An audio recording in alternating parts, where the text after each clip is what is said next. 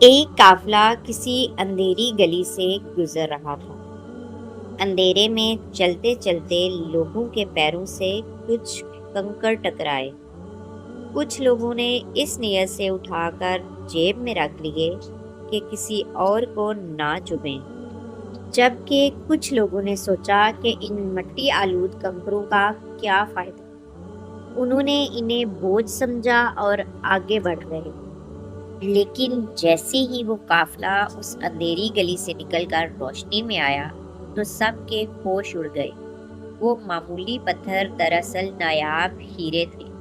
اب جنہوں نے نہیں اٹھائے تھے وہ تو پچھتائے ہی، لیکن جنہوں نے اٹھائے تھے وہ بھی رو پڑے کہ ہم نے کم کیوں اٹھائے۔ ہماری زندگی کی مثال بھی بالکل یہی ہے۔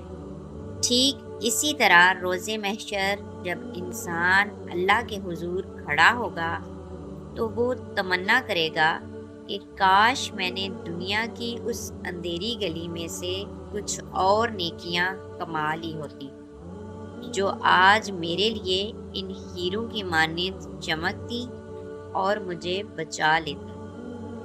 دنیا کی یہ زندگی اسی اندھیری گلی کی مانند ہے۔ یہاں جتنی نیکیاں سمیٹ سکتے ہو سمیٹ لو، اس سے پہلے کہ روشنی ہو جائے اور مہلت ختم ہو جائے۔